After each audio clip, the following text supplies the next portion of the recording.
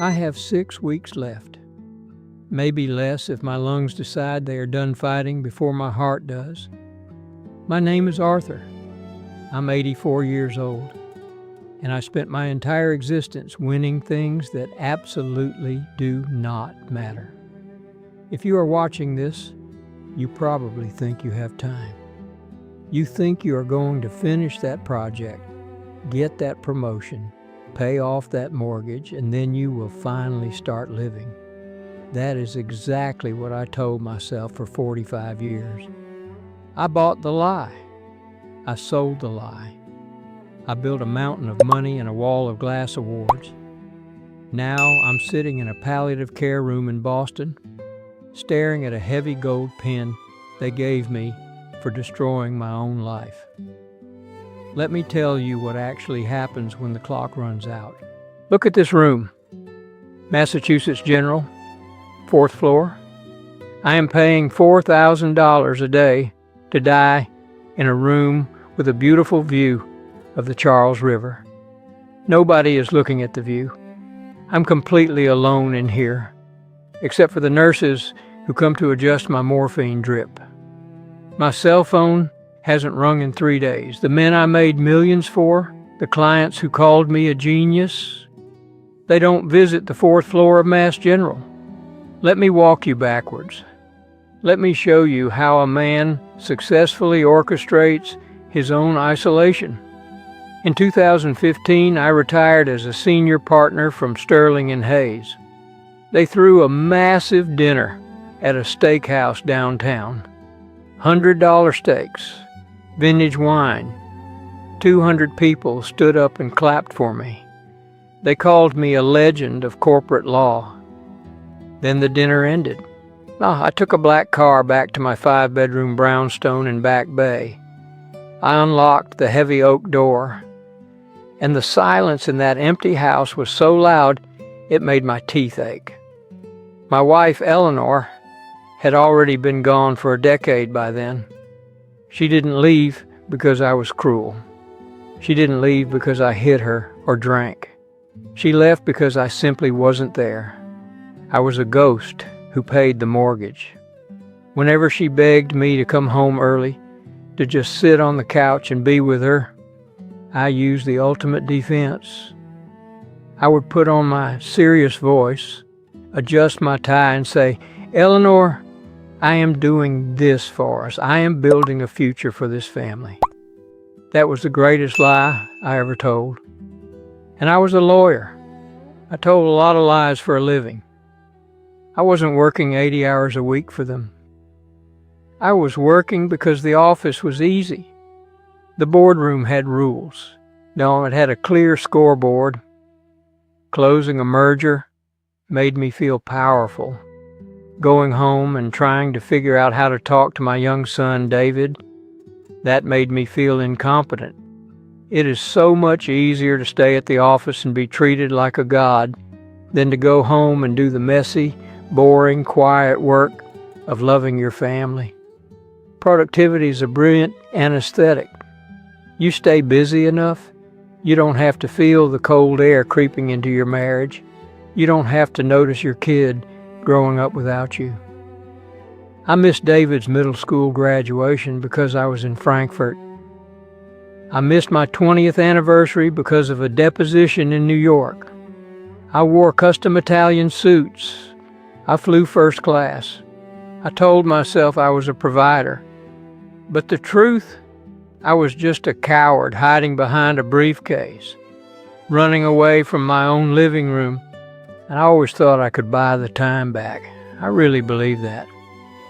Next year, when I make partner, we'll go to Europe. Next month, when this case closes, I'll take a week off. Tomorrow, I'll be a better father. Tomorrow is the most dangerous word in the English language. It lets you sleep at night while you actively destroy your life, because eventually you run out of tomorrows. The calendar goes blank, and you are violently forced to look at yesterday. Which brings me to November 1992, Thanksgiving. It was raining hard in Boston. the kind of freezing rain that turns to ice on the windows. The house smelled like roasted turkey and firewood. I was 34 years old, in the prime of my career, and I was about to make the most expensive mistake a human being can make. David was 8 years old. He had dragged 2 heavy mahogany dining chairs into the living room. He had an armful of white bed sheets. He was trying to build a fort near the fireplace. I was in my study across the hall. The door was cracked open. I was surrounded by towering stacks of legal briefs, preparing for a massive corporate acquisition. David stood in the doorway. He was holding the edge of a white sheet. He looked at me, his eyes wide and hopeful. He said, "Dad, come help me build the roof. We can sleep in there tonight." I didn't even put my pen down. I just looked over my reading glasses, and I said the words that still echo in my head every single night in this hospital bed. "I can't right now, buddy. Dad has to close this deal so we can go to Disney next year." David just nodded quietly. He dropped the sheet on the floor. He turned around and walked upstairs. I worked through the entire holiday weekend. On Monday morning, I walked into the firm. We won the case, $50 million. The senior partners called me into the glass boardroom. They poured champagne. They handed me a heavy, solid gold Mont Blanc fountain pen. It had my initials engraved on the side. I felt like a king. I felt like I had conquered the world. Look at me now. I am holding that exact same gold pen in my hand right now. It is cold. It is useless.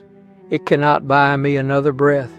It cannot buy me 15 minutes on the living room floor in 1992. I would trade every dollar in my bank account, every case I ever won, and the entire Disney empire, just to get under those white sheets with my son for 10 minutes. Here's what you need to understand before you end up in a bed like this. Your resume is not going to hold your hand when you're terrified in the dark. Your trophies, your awards, that promotion you are sacrificing your marriage for, they are just pieces of cold metal. The most successful lie in the history of the world is, "I am doing this for my family." No, you aren't. You are doing it for your ego. You are doing it because being good at your job is easier than being present in your home. The only currency that actually matters at the end of your life is the inefficient, unproductive, completely wasted time you spend doing absolutely nothing with the people you love. The small things are not the intermission between the big, important events of your life. The small things are the entire show. My oncologist came into my room on Tuesday. A brilliant man, early 40s, deep dark circles under his eyes. His pager was beeping relentlessly on his hip. He was the one who told me I had 6 weeks left. I looked at him. I pointed at his hip, and I asked him, "How many dinners did you miss with your kids this week, doctor?" He stopped writing on his clipboard. He looked at me. His eyes welled up. He didn't say a single word. He just reached down, turned his pager off, and walked out of the room. He is making the exact same mistake I made. I used this gold pen yesterday for the very last time. I didn't write a contract. I didn't draft a will. I wrote a letter to David. I didn't ask him for forgiveness. I don't deserve it. I just told him the truth. I told him that he was the greatest thing I ever helped create, and I was too arrogant and blind to see it. I had the nurse mail it this morning. I don't know if he will come. But for the first time in my 84 years, I am not trying to win.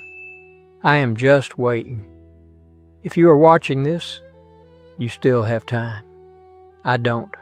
Please, do not wait until you have a gold pen and an empty house to realize you missed your own life. Go home today. Put your phone in a drawer. Build a fort out of sheets. Be wildly, beautifully inefficient with the people you love. If my failure can save your family, then help me make sure this message reaches someone who is working themselves into a lonely hospital room. Subscribe to this channel. Hit that notification bell. Share this video with someone who needs to log off and go home tonight. Leave a comment and tell me what you're going to do differently today. I read every single one. Your inbox will always be full. Your time will not.